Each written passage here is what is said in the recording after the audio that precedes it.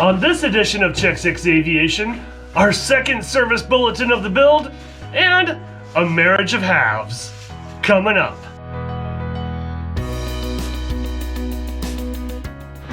Welcome back to Check 6 Aviation, my friend. I'm so glad that you're following along with the build of our RV-10 from Van's Aircraft. As I alluded to in the previous video, which is right up there. Yeah, right up there. We're making progress on the elevators of the for the RV-10, and we are actually making some really good progress. I'm super stoked at this. We have Service Bulletin 43 completed. We'll see. There's a couple of ways I went about this. One worked well, one didn't quite work as well. It used up a lot of Pro Seal. And I'll go ahead and get into the reasons for the Service Bulletin in the first place. Then we had a marriage of halves, making, well, you may see behind me, two halves made a whole. And then, as promised at the end of the previous video, we're going to show you how we installed the trim tab hinges. So all that and more coming up. And if you haven't already, give us a like, especially smash that like button. It helps tells the YouTube algorithm that this content matters, and also helps get the word out that hey, we are building an airplane. Also, subscribe, please subscribe, especially if you want to see this project all the way to completion, because the vast majority of our viewers, they're not subscribers. So subscribe, and it does help us get that much closer to monetizing the channel and making sure that we can get the parts that we need in the future, or the ones that are more expensive, like the engine and avionics, for example. But either way, we're gonna figure it out. That's what we do. I'm Gen X. That's what Gen X does. We figure stuff out. So with that, let's get back to it. Okay, so I've previously cut these out, but I need to trim them. So there's that.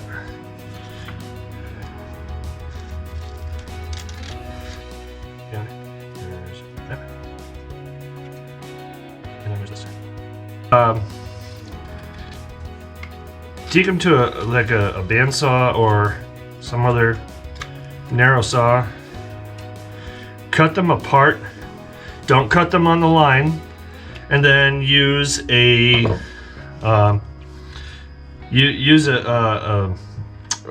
sandpaper of some sort. But a belt sander would work just as well, if not really, really well. But do keep in mind that there is a little notch in the back of each one that goes into the rear spar. That notch is what creates the room for this to sit flush against the skin. So yeah, a little trim action with the scissors and some spray adhesive on the foam. Took a little bit more spray adhesive than I had anticipated, but we got it to work. Well, the move-in progress has, made progress. So, yeah, but there are a few issues with this space. Number one, when it rains, it floods. But we're moving in. I've got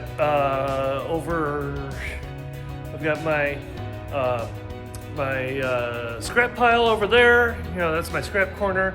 The workbench will go like right in along this wall here, and then where you see the sawhorses, that will be the main building area that we're going to start with the tail cone, and eventually the fuselage will come all the way out to here where the is like, wow, you know, words can't describe. But yeah, we've got lights, and we've got some electrical run. That conduit right there is new. There's an issue, but yeah, I think I might have. I'm going to try a different breaker. But yeah, we're going to put some electrical boxes along this wall here, and maybe a box or two. But most importantly, for the videos, we're going to hang some cameras up here and get some good overhead angles, and then you know, the traditional workbench camera angles that you're used to seeing from Check6 Aviation. The one really bad thing about having your workshop and being a move in progress is, well, when you've got tools that were normally at the old place that you're still building in, that are now in the new place that you're going to be building in. Yes, so time to cut these.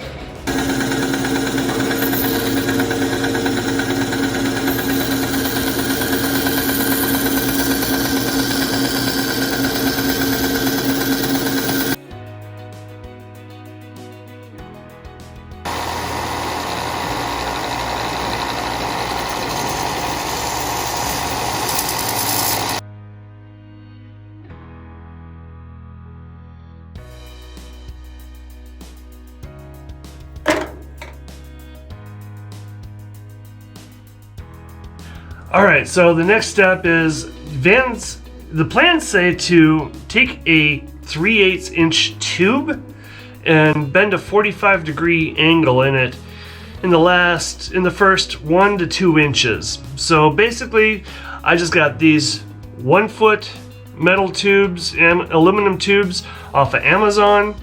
They're like, what, $5, $6, $7 or something like that. And a 3/8 inch diameter tube bender cost about $12, and made my bend, and it goes onto here and gets shoved through the cracks, like, you know, against the basically against the flow.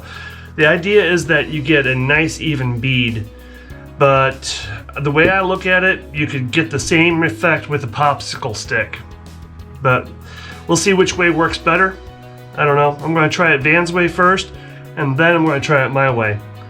But first, before we can do anything, because ProSeal does happen to bond better against bare metal instead of primed metal, got to take a little bit of abrasive action and remove some of the primer where the ProSeal is going to go.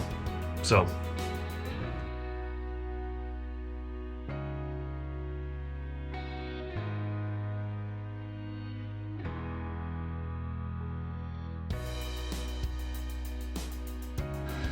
Now this ProSeal tube here is kind of old. As a matter of fact, I started it, mixed it before.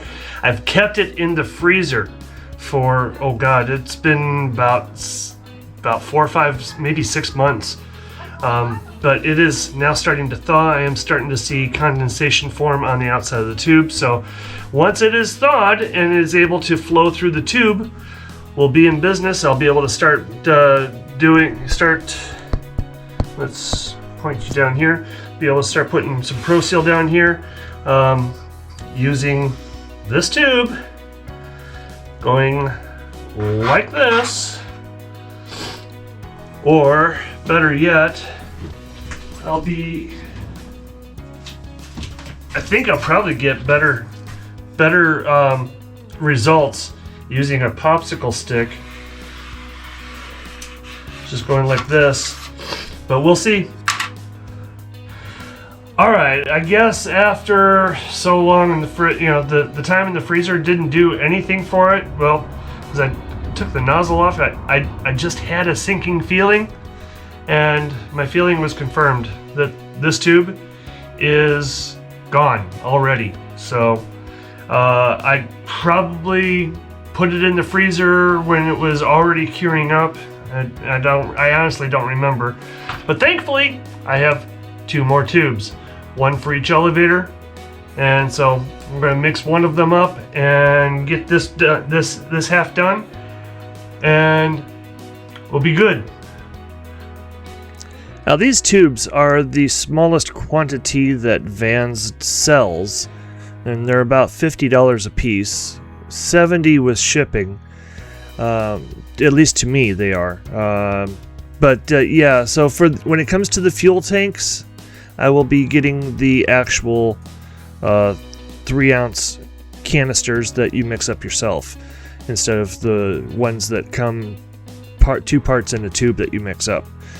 This step, yeah, I used a lot more Pro Seal than I really needed to here, but I like the results that happen later on when I'm not using this method. Alright, well, it's not the prettiest, but you know what? This is all going to be on the inside here, so it doesn't really need to be.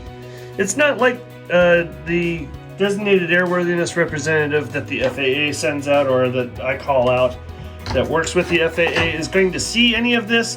However, SB 43 has been complied with on this half, because I still have 3 more of these to do.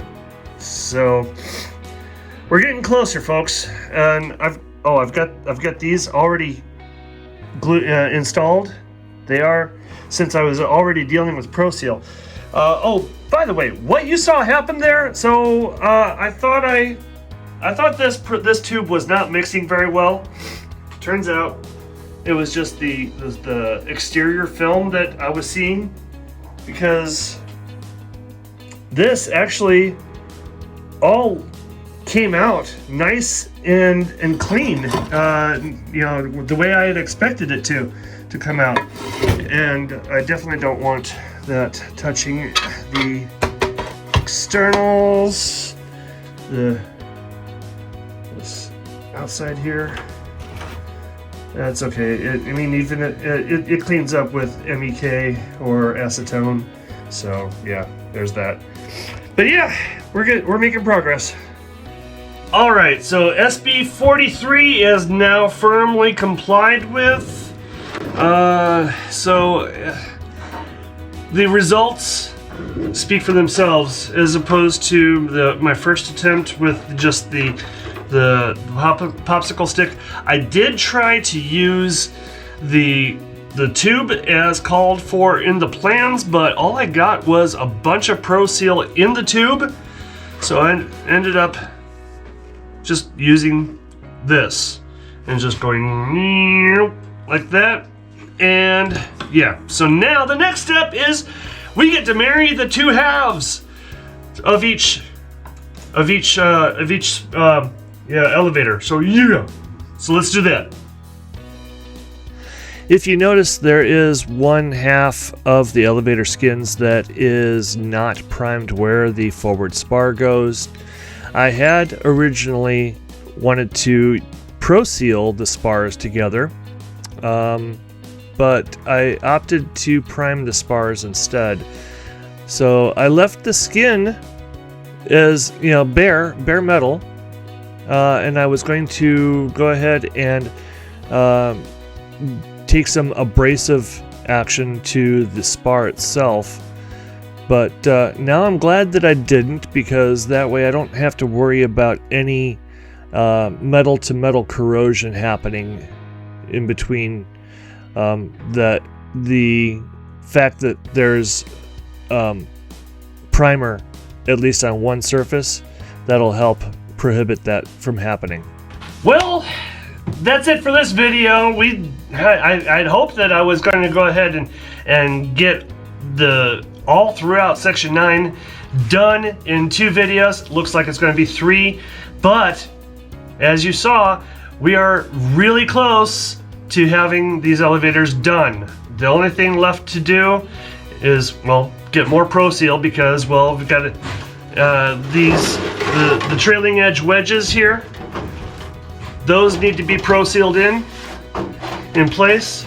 I mean, I've heard of people using double-sided tape, but I've also heard of some of those same people having to go back in and redoing it, their trailing edge wedges a few years down the road and using Pro Seal too. So we're going to do things right the first time, because that is always the best.